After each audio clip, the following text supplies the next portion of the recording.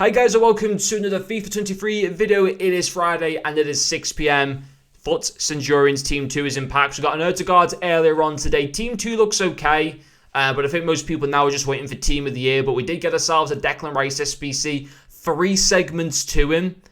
3-star. You can only use him as a CDM, which, I mean, yes, ultimately will be his best position. But he is restricted to being used as a CDM. And then when you have a look at his, his in-game stats, he could be used as a centre midfielder. I mean, his pace is nice. His balance and agility aren't the worst. I mean, they're not the best, but they're not the worst. And you certainly can bump those up to make them really good if you could have played him as a centre midfielder, which you can do, but you just can't play him there in any chemistry. His vision is nice. His short passing and long passing are great. Shooting, not the best. And yeah, fair enough. That's where he wouldn't be great as a centre mid, but obviously you could have still applied a chem stat onto there. Defensive stats are fantastic. Likewise with physicality. Player traits, nothing going on there too much. I mean, there's not many. I suppose power header would be the most useful trait for a CDM. But then he's got 3 segments. An 83 with 1 84. An 84, which isn't too bad. And an 85 with a Team of the Week.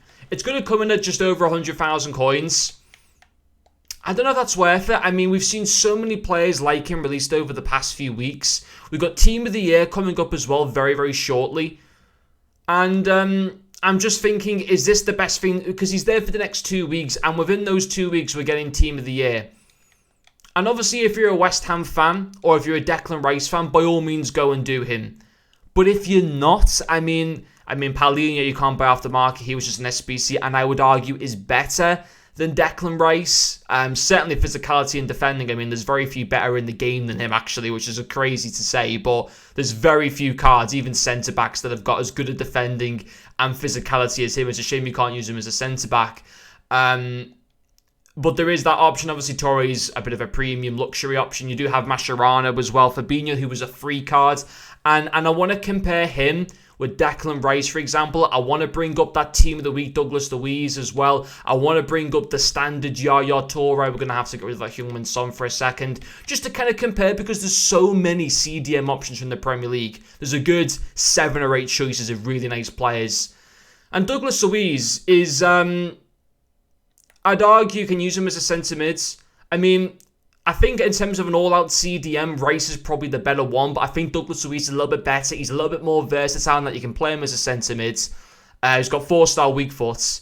He's still got good enough stats to be useful as a CDM at the same time. Look at Fabinho. This was a free card from the World Cup swaps, and I would argue it's just better than Rice.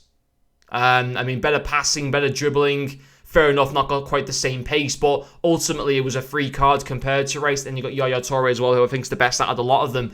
And the stats don't mean everything, obviously. I'm aware of that. Players can play exceptionally well in game when they don't necessarily have the best stats. But personally, I think he maybe is a little bit too expensive. I think it should have personally been, either they should have made him like an 89 rated card to make him even more appealing, or it should have been an 83 and an 84 and have maybe an inform required in each segment, rather than an 83, an 84, and an 85, and then the Team of the Week, the 85. I just think that's a little bit too much. Don't get me wrong, I don't think he's dreadful. I'm not saying that. I think he's okay.